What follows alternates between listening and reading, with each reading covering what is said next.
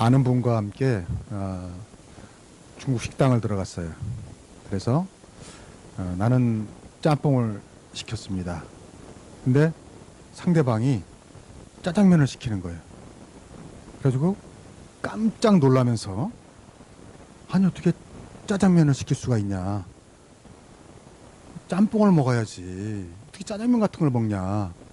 이러면서 그 사람이 짜장면을 선택한 거에 대해서 이해를 못하고 무시하고 화를 낸다면 아마 그 사람은 정상이 아닐 겁니다. 그런데 이런 일들이 우리 사회에서 벌어지고 있어요.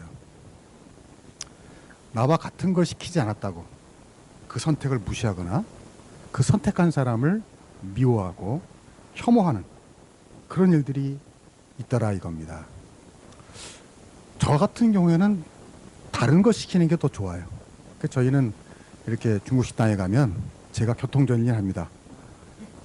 아빠 뭐 먹을래? 그러면 뭐라고 말하지 않고 먼저 묻습니다. 너는 뭐 먹을래? 그래서 짬뽕을 택하면 나는 짜장을 택하고, 볶음밥을 택하면 나는 또 짬뽕을 택하고, 뭐 이렇게 해서 그 이것저것 물론 그 주방장한테 좀 미안하지만 다 이렇게 좀 먹어보는 그게 좋잖아요. 그래서 다르게 시키는 거를 또 좋아해요. 무슨 말을 하고 싶으냐라고 생각하시겠죠. 정치가 그렇다는 겁니다. 정치가. 상대방이 나와 다른 당을 선택했다고 해서 또 그 사람을 지지한다고 해서 나와 다르다고 미워하는 건, 나와 다르다고 무시하는 건, 그 선택을 무시하는 것은 마치 내가 짜장면 짬뽕 먹는데 넌 다른 걸 먹냐. 너 이해할 수가 없다. 라고 말하는 것과 사실 크게 차이가 없어요. 크게 차이가 없어요. 짬뽕만이 진리다. 이건 아니잖아요. 짜장면을 좋아할 수도 있고 또 늘 짬뽕 짜장면 먹었으니까 이번엔 나는 볶음밥 먹을래 라고 할 수도 있는 겁니다. 바꿀 수도 있는 겁니다. 근데 그걸 가지고 그 선택한 사람의 양식을 무시하거나 또는 미워한다면 잘못된 것이라는 거죠.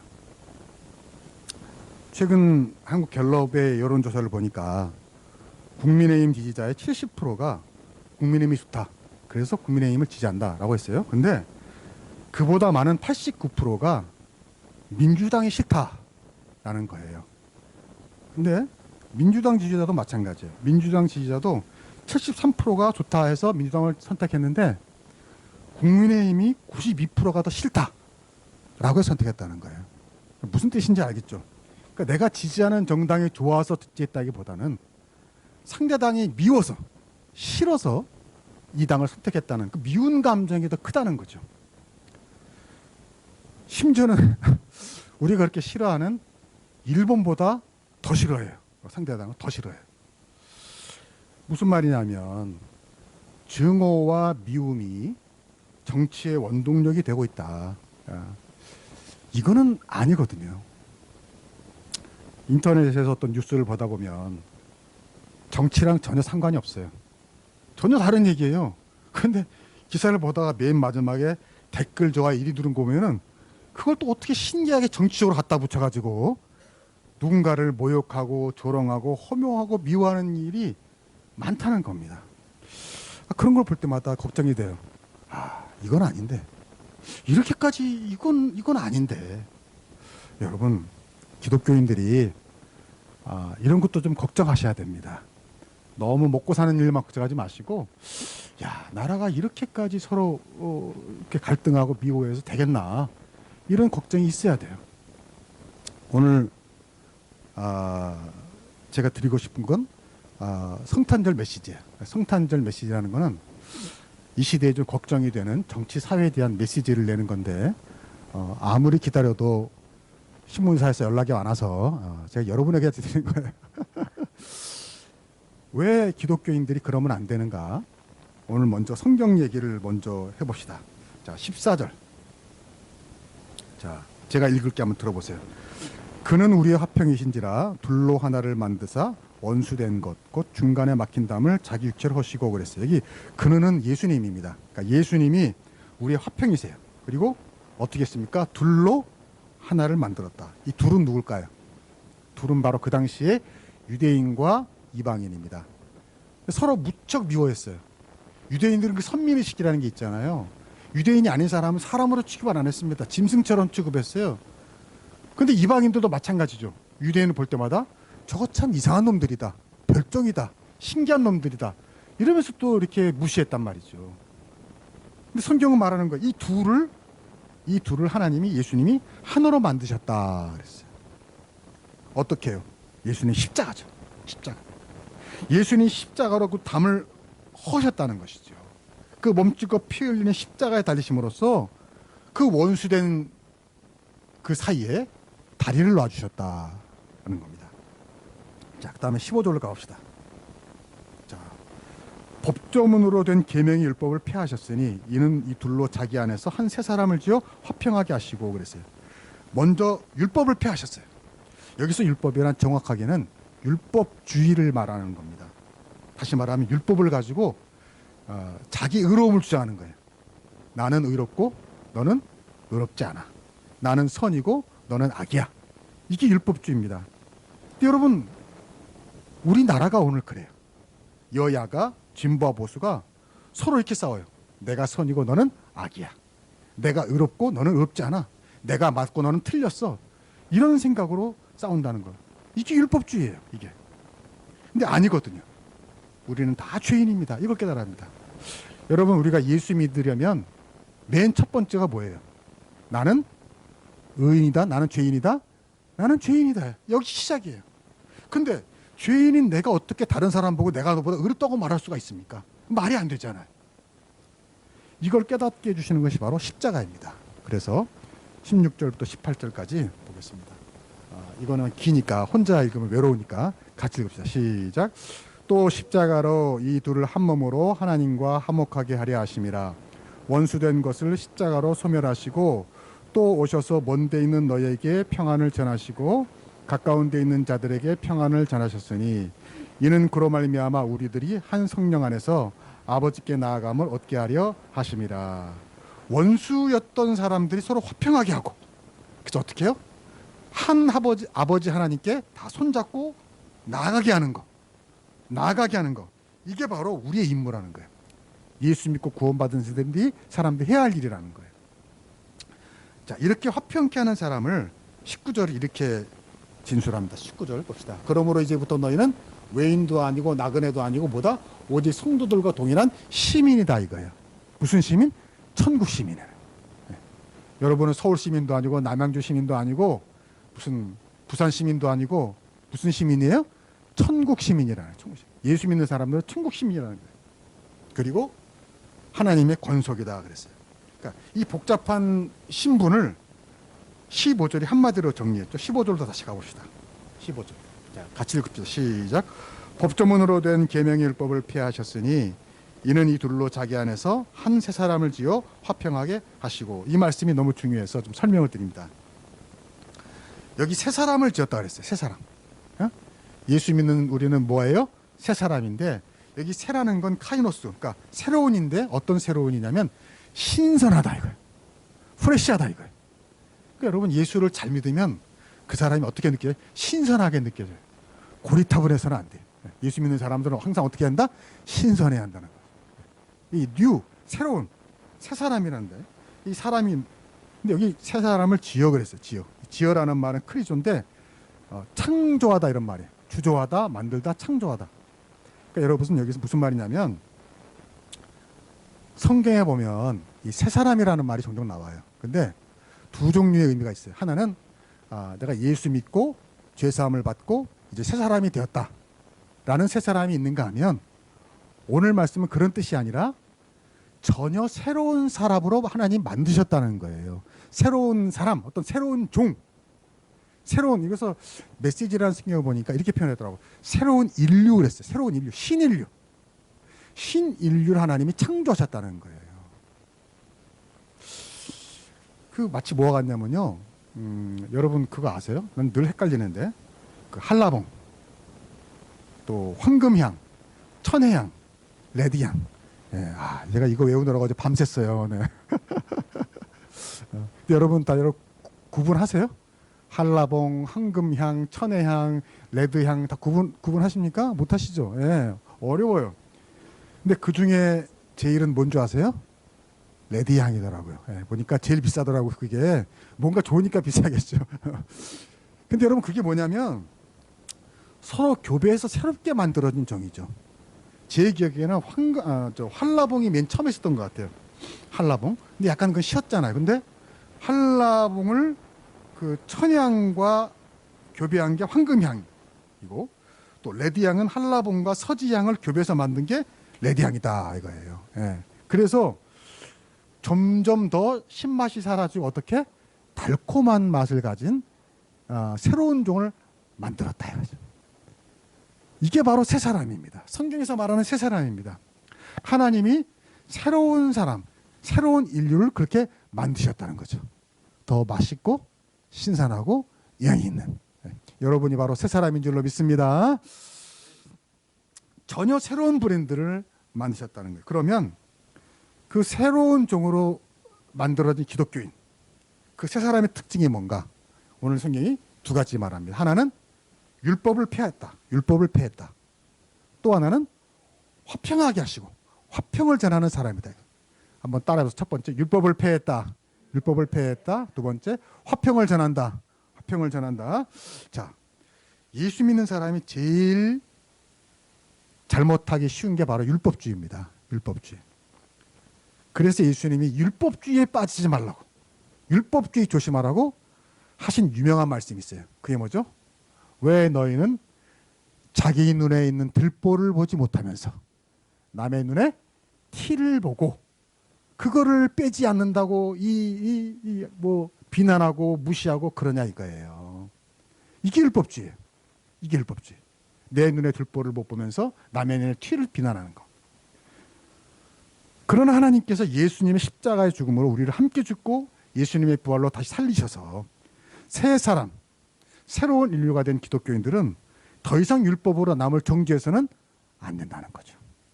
남의 눈에 있는 티를 보면서 비난해서는 안 된다는 겁니다. 그리고 어떻게 합니까? 이제 화평을 전해야 한다는 거예요. 화평. 우리가 가는 곳마다 담을 허물고 다리를 쌓아야 한다는 거예요. 십자가를 거기다 세워야 한다는 거죠. 그래서 새로운 종으로 탄생된 우리 신인류, 우리 기독교인들은 신인류예요. 신인류는 율법을 폐하고 그 율법으로 싸우는 곳에 가서 서로 자기가 잘났다고 싸우는 곳에 가서 화평을 전하는 사람이 되어야 한다. 어떻게? 내가 희생함으로써. 내가 희생함으로써. 십자가를 짐으로써. 이와 같은 성경적 근거를 가지고 세상 이야기를 좀 해보려고 합니다. 요즘에 여야가 진보와 보수가 너무 죽기 살기로 싸워서 제가 그런 생각이 들었어요. 아니 거기도 예수 믿는 사람들이 있을 거 아니에요. 그렇죠? 예수 믿는 사람이 있을 거 아니에요. 그러면 그 예수 믿는 사람들이라도 같은 신자들끼리 만나서 타협하고 대화하고 우리 이렇게 싸워서 되겠냐?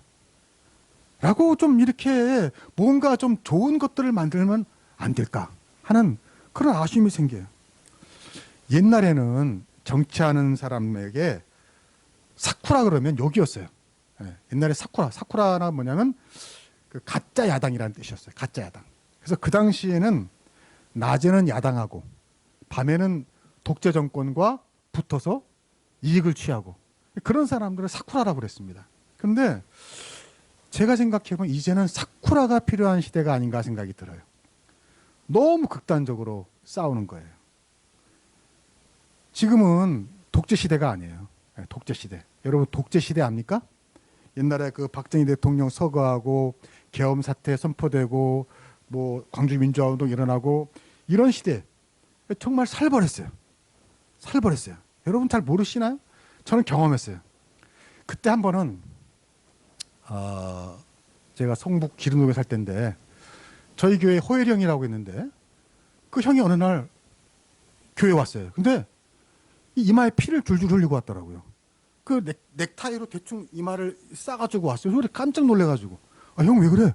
이게 무슨 일이야 했더니 그때 이제 기름시장이 있었는데 그 기름시장으로 오다가 공수부대원들이 지키고 있었어요. 근데 이 형이 좀 머리가 길었어요. 근데 공수부대에 머리 길다고 뭐라고 했나 봐요. 근데 이 형도 좀 이제 뭐 좀 그랬겠죠. 그랬더니 그 쇠 가위로 머리를 치다라는 겁니다. 그래서 피를 줄줄 흘리며 교회로 왔어요. 지금 같으면 난리 났겠죠. SNS에서 뭐 이런 그때는요. 그런 정도는 신문에 한 줄도 안 났습니다. 한 줄도 안 났어요. 제가 1984년도에 군대를 갔어요. 그 이듬해 2월로 기억이 됩니다. 엄청 추웠어요. 철원은. 근데 그때 국회의원 선거가 있었어요. 그래서 저는 이제 성년이 되고 처음 투표를 하게 됐죠. 군대에서.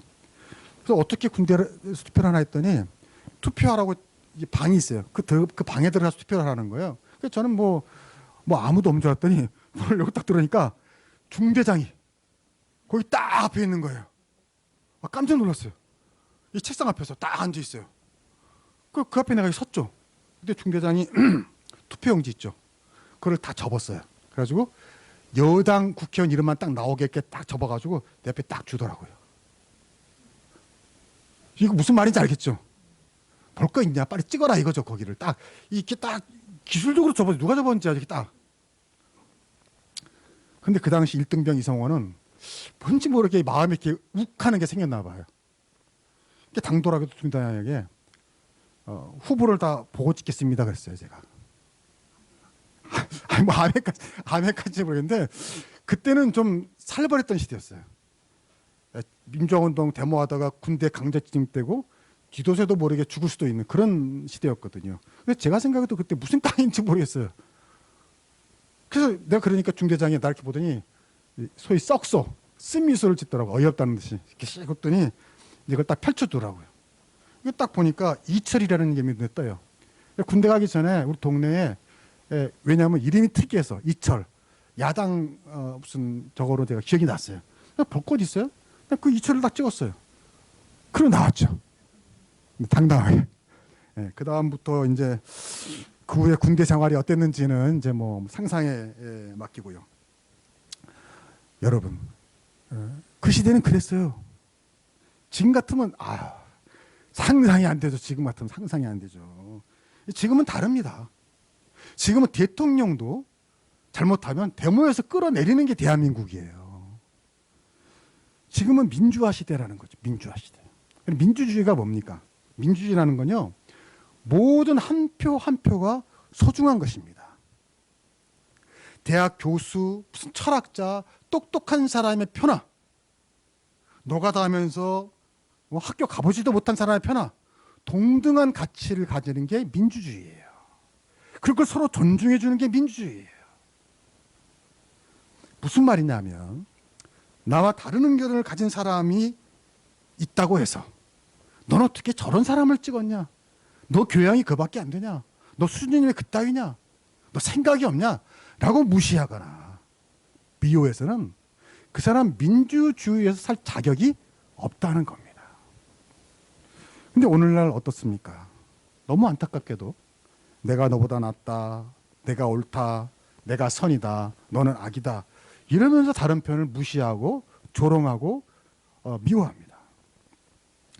그리고 정치하는 사람들이 이걸 이용해요. 여러분이 속지 말아야 합니다. 그 증오 마케팅이라는 게 있어요. 증오 마케팅.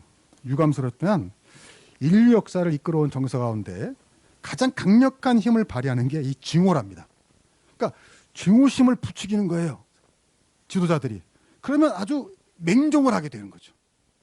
그래서 나쁜 지도자들이 이 증오 마케팅을 이용해요. 그래가지고 야당이나 여당이나 극단적인 정치, 그러니까 극우나 극좌로 나갈 때 팬덤이 생기는, 팬들이 생기는 거죠. 열성 지지자들이 생겨요.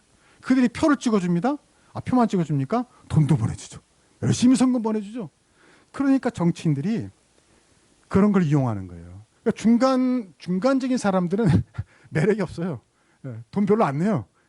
그러니까 적극적인 지지자들. 근데 그 적극적인 지지자들을 만족해 하려면 어떻게 합니까? 강성 발언을 해야죠. 극단적인 말을 해야죠. 사이다가 돼야죠. 여러분, 여기 속지 말아야 합니다. 교회도 그렇습니다. 교회도 그래요. 교회도요, 극우적인 교회를 하든지 극좌적인 교회를 하면요, 팬들이 옵니다. 심지어 헌금도 많이 내요. 그 목사도 목회하기가 편해요. 왜요?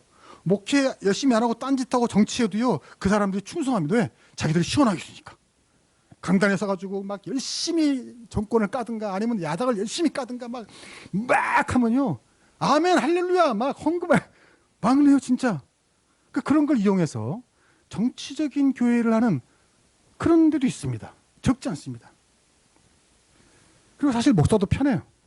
여러분, 목사가 설교를 할 때에 중간에 입장에서 이쪽도 생각하고 저쪽도 생각하고 말씀을 전하려면 힘듭니다. 힘들어요. 근데요, 극으로 나가면요, 아주 고민할 게 없어요. 고민할 게 없어요. 아주 속 시원하게 말할 수 있습니다. 아주 얼마나 고민할 필요가 없는지 몰라요. 사이다 발언할 수 있죠. 그러나 양식 있는 목사라면 이쪽도 생각하고 저쪽도 생각하면 고민을 해야 되고요, 쉽게 말을 할 수가 없다는 얘기죠. 예수님 제자 중에 세리가 있었고 열성당원이 있었어요. 서로 오늘날로 말하면 상극이었습니다. 세리는 그 당시에 매국노였거든요. 근데 열성당원은 독립운동하는 사람이었거든요, 일종의. 그러니까 서로 상극이죠. 근데 그런 사람이 예수님의 제자로 있으면서 그들 간에 싸움이 일어났다거나 불화가 있다거나 그런 일이 없었습니다. 예수님도 극단적인 말씀하신 적이 없고요. 항상 그 십자가 아래에서 그들이 하나가 된 것을 보게 됩니다. 나는 교회에도 오늘 이래야 될 줄로 믿습니다. 여러분이 그런 역할을 하셔야 됩니다. 문제는 지도자들은 그렇다 치고 여러분이 속지 말아야 됩니다. 지금부터 여러분 잘 들으셔야 돼요. 잘 들으셔야 돼요. 여러분이 적용할 겁니다. 여러분이 절대로 나와 누군가가 정치 성향이 다르다고, 나와 지지하는 정당이 다르다고 그 사람을 미워하거나 무시해서는 안 된다는 겁니다. 절대로 그러서는 안 됩니다. 절대로. 제가 또 하나 제 경험담 하나 들려드릴게요. 예전에 그 민주화 운동 시절에, 그리고 그 후에 여야 정권 교체 직후에 그랬지만, 그 소위 조선일보 불매 운동이라는 게 있었어요. 조선일보 불매 운동. 그러니까 그 당시에 진보 측에서는 이 조선일보 보는 사람들을 사람 취급을 별로 안 했습니다. 미워했습니다. 조선일보는 보면 안 된다 그랬어요. 근데 그때 저는 조선일보를 봤어요. 저는 물론 그때 젊었을 때고 어렸을 때니까 물론 근데 조선일보 기사가 제 정치 성향에는 맞지 않았지만 조선일보를 보면 소위 말해서 킵할 게 많았어요.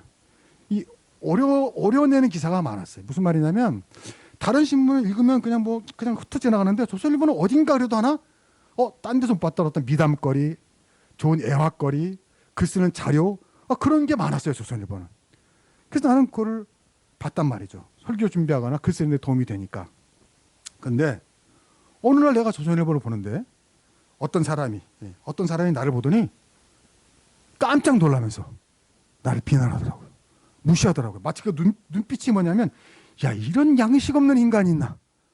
조선일보를 보다니 하면서 이렇게 보는 거예요. 물론 이제 그때만 해도 내가 좀 진보적이었으니까 물론 지금은 이제 진보나 보수를 떠나서 천상계에 존재하는 인간이 되었지만은 그때는 그랬으니까. 근데 그런 나를 보면서, 야, 어떻게 네가 조선일보를 보냐? 네가 사람이냐? 이런 식으로 나를 보는 거예요. 무척 불쾌하더라고요. 아까 말했잖아요. 제가 어떤 사람입니까? 내가 그래도 중대당 앞에서 내가 야당 찍은 나름 깡이 있는 사람이 그런 사람이었단 말이에요. 근데 그런 나를 보고 이상한 눈빛으로 보면서 사람 취급을 안 하니까 서로 무척 불쾌하더라고요. 무척 기분 나쁘더라고요. 여러분, 제가 좀 반농담처럼 얘기했지만 그러지 마시라는 겁니다. 여러분이 여러분과 정치 성향이 다르다고, 지지하는 정당이 다르다고, 여러분 친했던 사람들, 가까웠던 사람들, 교우들 깜짝 놀라면서 이 사람이 이쪽 파였어? 이 사람이 이쪽 당이었어? 라고 이상한 눈으로 보고요, 무시하고요, 멸시하고요, 사이를 멀게 해서는 안 된다는 겁니다. 그래서는 안 됩니다. 그런 일이 절대 교회에서 있어서는 안 됩니다. 여러분, 오늘 우리는 예수님을 믿고 오늘 성경대로 새 사람으로 거듭났어요. 새 사람. 아까 말했잖아요. 새 사람은요, 나의 율법으로 남을 판단하지 않아요. 정죄하지 않아요. 그리고 화평을 전하는 사람. 그런데 우리가 나와 좀 색깔이 다르다고, 지지하는 정당이 다르다고 그때부터 그를 미워하거나 담을 쌓는다는 것은 예수님 말씀을 어긋나는 겁니다. 그 제일 좋은 건 여러분, 교회에서는 가급적 정치 이야기는 하지 마세요. 그게 제일 좋아요. 제가 뉴질랜드 처음 가니까 영어 가르쳐주는 그 현지 목사님이 그 얘기를 하더라고. 사람과 대화할 때 해서는 안 되는 토픽이 있대. 뭐냐 했더니 종교 이야기, 정치 이야기, 뭐 그런 얘기 하더라고. 그러니까 교회에서는 가급적 정치 이야기를 하지 마세요. 그리고 또 하나는 그 사람이 한겨레를 보든지 조선일보를 보든지 편견을 가져서는 안 됩니다. 편견을 가져서는 안 돼요. 지레 짐작하거나 오해를 해서 나 같은 피해자가 생기면 안 돼요. 나 같은 피해자. 그리고 나와 생각이 다르다고 하더라도 담을 쌓아서는 안 됩니다. 그것도 담을 쌓는데 뭐 약하게 쌓으면 괜찮지만 아주 빨간 벽돌로 담을 쌓고 그 위에 병깨에서 박아놓고 그에 초점만까지 두르고 그래서는 안 된다. 안 된다. 예. 오늘 성경이 율법을 폐하고 화평을 만드는 새 사람이 되라는 건 옳은 삶이 아니라 좋은 삶을 살라는 겁니다. 여러분 오해해서는 안 돼요. 하나님이 우리에게 원하시는 것은 옳은 삶이라기보다는 좋은 삶입니다. 선한 삶입니다. 착한 삶입니다. 무슨 말이냐면 나의 율법으로 저 사람은 옳지 못해라고 말해서는 안 된다는 거죠. 그리고 저 사람이 옳지 않은지 내가 옳지 않은지 그걸 누가 판단합니까? 하나님만이 판단하시는 거죠. 성경에 보면 사도행전 6장에 이런 사건이 있습니다. 초대교회에서 처음으로 싸움이 일어나요. 싸움. 왜 싸움이 일어나냐? 그 당시에 그 헬라파 유대인이 있었고 히브리파 유대인이 있었어요. 그러니까 유대인이 다 똑같은 유대인이 아니라 그 당시 뭐 알렉산더 뭐 이런 정세로 인해서 유대인 중에 이렇게 외국에 이방에 나가 사는 유대인들이 생겼단 말이에요. 그럼 그런 유대인은 뭐예요? 헬라파 유대인이에요. 그리고 본토에 살았던 유대인은 히브리파 유대인. 그냥 유대인이면 다 유대인인데 이렇게 갈라진 거예요. 교회 안에서도 쟤는 힐라파야, 쟤는 헬라파야, 쟤는 히브리파야 이렇게 갈라진 거예요. 근데 무슨 일이 있었냐면 교회에서 이제 고아와 과부를 구제하는데 히브리파 유대인끼리 똘똘 뭉친 겁니다. 저 헬라파 유대인 주지 말고 헬라파 유대인의 과부는 주지 말고 히브리파 유대인 이렇게 된 거예요. 그래서 싸움이 일어났어요. 여러분 이래서는 안 되잖아요. 교회가 이래서는 안 되잖아요. 예. 교회 경상도 사람들끼리 모여서 아유 저 전라도 사람들은 오늘 점심 때 우리 뭐 고깃국 끓였는데 고기 주지 말고 국물만 줘. 이래서는 안 된다는 거 아니에요. 그것도 교회에서 있을 수 없는 일 아니에요. 예. 여러분 성경이 오늘 말하는 것은 그래서는 안 된다는 거예요. 그래서 우리는 새 사람이다. 신인류다. 새로운 인류다. 하나님이 전혀 새로운 종으로 만드셨다는 것입니다. 그러므로 여러분 제가 권면합니다. 전라도에서 태어났든지 경상도에서 태어났든지 한국에서 태어났든지 일본에서 태어났든지 진보파이든지 보수파든지 여당이든지 야당이든지 문파든지 김파든지 김파야? 이파든지 윤파든지 뭐 여성이든지 남성이든지 재벌이든지 노동이든지 강남에 살든지 강북에 살든지 어제 우리 어머니 나오나 콘서트 보고 오셨는데 나오나 파든지 남집 파든지 흑인이든지 백이든지 여러분 이런 지역이나 학번이나 정치 성향이나 경제 형편이나 인종 성별 다 초월하는 신인류로 살아가실 주의 이름으로 축복합니다. 다시는 우리가 이런 기독교인인데 다시는 이런 진영이나 파벌에 매이면 그는 그리스도인이 아니에요. 그는 그리스도인이 아니에요. 그는 정말 쪼다예요. 멍청이에요. 바보예요. 예. 제가 할 수 있는 최상의 욕을 한 겁니다. 지금. 예. 여러분 그러면 여러분이 먼저 화평을 누리셔야 됩니다. 화평을. 제가 권면합니다. 너무 정치 이야기에 관심 두지 마세요. 기독교인이 할 일이 아닙니다. 너무 그 정치 관련 뉴스를 보지 마세요. 왜냐하면 그런 뉴스를 보면 어떻게 됩니까? 나도 모르게 사람인지라 분노가 일어나고요. 내가 지지하지 않는 사람을 미워하게 됩니다. 그러니까 좀 그런 뭔가 좀 불편한 뉴스들은 그거 듣지 마세요. 그거 보지 마세요. 그리고 뭘 봐야 되겠어요? 뭘 봐야 되겠어요? 성경을 피세요. 할렐루야. 성경을 피세요. 성경을 펴면요. 잠이 와요. 잠이 와요. 얼마나 좋은지 몰라요. 이게 은혜예요. 성경을 펴면요, 모든 근심이 사라지고요, 분노가 사라지고요, 잠이 와요. 그러면 성경 읽다가 주무시고요, 성경 읽다가 주무시고 깨어나서 뭐래요? 기도를 하는 겁니다. 깨어나서 기도하는 겁니다. 한 손에는 성경, 한 손에 신문을 들고 하나님 이러셔야 되겠습니까? 이게 신의 인류입니다. 새로운 인류입니다. 우리 예수 믿는 사람들은요, 내 먹고 사는 것만 걱정해서 안 돼요. 하나님 이 나라가 이러면 되겠습니까? 이렇게까지 해도 되겠습니까? 라고 그런 문제를 가지고 기도할 수 있는 여러분 되기를 축복합니다. 성경에 보면 참 재밌는 장면이 하나 나와요. 창세기를 보면 아브라함의 아내 사라가 이제 아이가 안 생겼어요. 아들이 안 생겼어요. 그때 아브라함이 99세고 사라가 89세였어요. 근데 하나님이 아브라함에게 약속하십니다. 야, 아브라함아, 1년 안에 아이가 생길 거야. 그랬어요. 근데 그 얘기를 옆에 사라가 들었어요. 그럼 사라가 들으면 믿음이 좋아가지고 아멘, 할렐루야, 그럴 줄 믿습니다. 이러면 좋은데 어떻게 말했는지 한번 봅시다. 창세기 18장에 나왔네. 시작.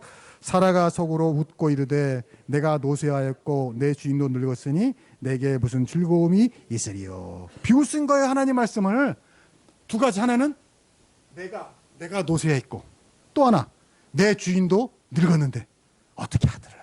에휴, 이렇게 된 거예요. 근데 하나님이 그 아브라함에게 이 말씀을 듣고, 이 말을 듣고 하나님이 아브라함에게 하소연을 하십니다. 그게 13절이에요. 시작. 여호와께서 아브라함에게 이르시되 사라가 왜 웃으며 이르기를 내가 늙었거늘 어떻게 아들을 낳으려 하느냐. 하나님이 아브라함의 일종의 하소연을 한 거예요. 야, 아브라함아, 아니 내가 너한테 1년 후면 아들 낳는다고 했는데 네 처 사라가 그 말을 듣고 믿음이 없이 비웃더라.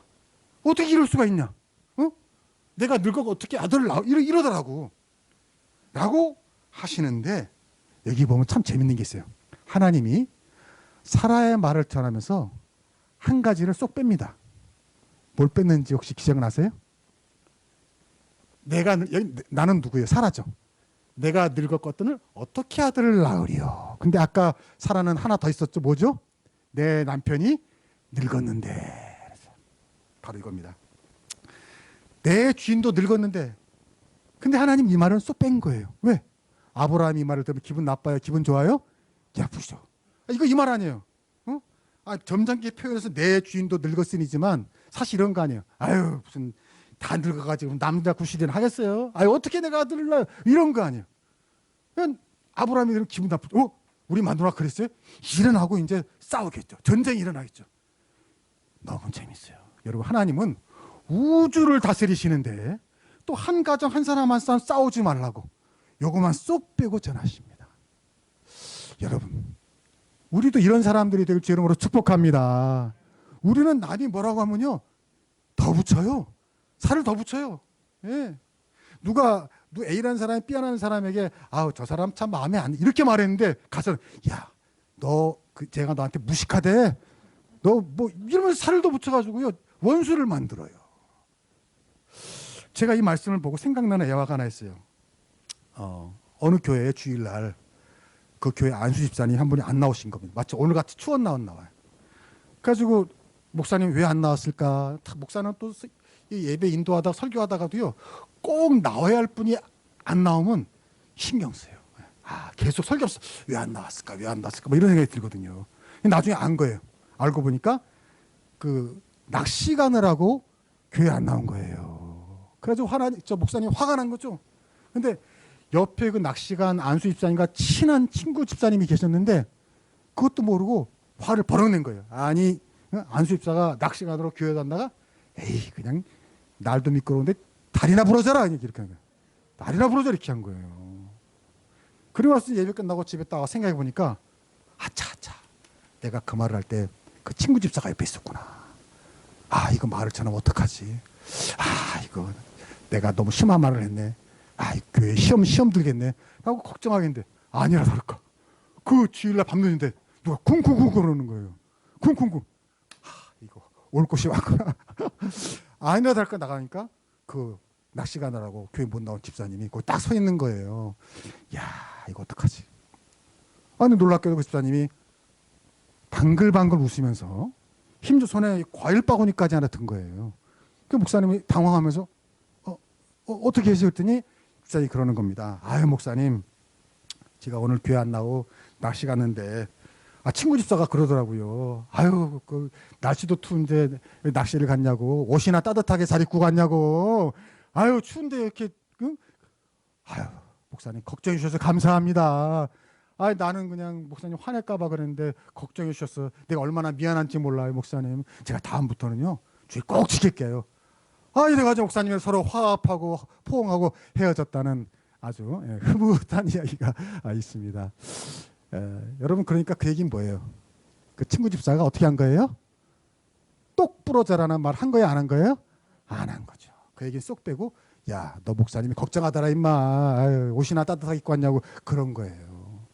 여러분 나는 그 집사님이 오늘 성경에 말한 새로운 인류다. 나는 그렇게 믿습니다. 여러분 거창하게 생각하지 마세요. 화평을 전한다고 하니까 뭐 세계의 평화, 우크라이나의 평화, 무슨 뭐 남북 통일. 여러분 그거 우리 사실 손 안에 있는 거 아니고요. 여러분이 손이 닿는 곳, 여러분의 가정과 일터와 교회와 그곳에 가서 거기서 화평을 전하는 사람이 되는 것. 바로 그것이 새로운 인류고요. 하나님이 원하시는 길인 줄로 믿습니다. 크리스마스를 맞아서 이 분요한 세상, 갈등 많은 세상에서 여러분의 가정이라도, 여러분의 일터라도, 여러분이 있는 곳만이라도 평화가 찾아오길 주의 이름으로 축복합니다. 기도하겠습니다.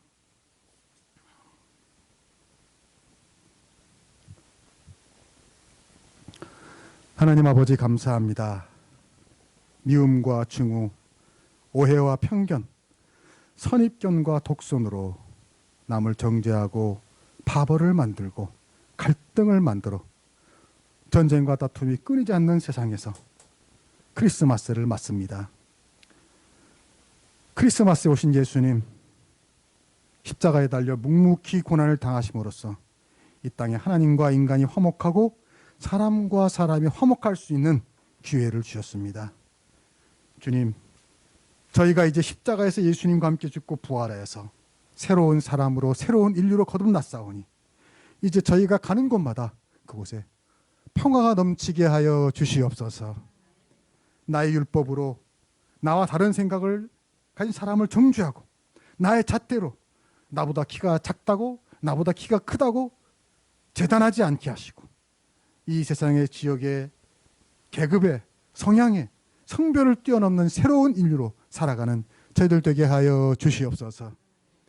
저희가 가는 곳마다 미움이 있는 곳에 사랑을, 다툼이 있는 곳에 용서를, 분열이 있는 곳에 일치를, 의혹이 있는 곳에 믿음을, 절망이 있는 곳에 희망을 심게 하시고 위로받기보다는 위로하고 이해받기보다는 이해하고 사랑받기보다는 사랑하는 새로운 인류로 살아가게 하여 주시옵소서.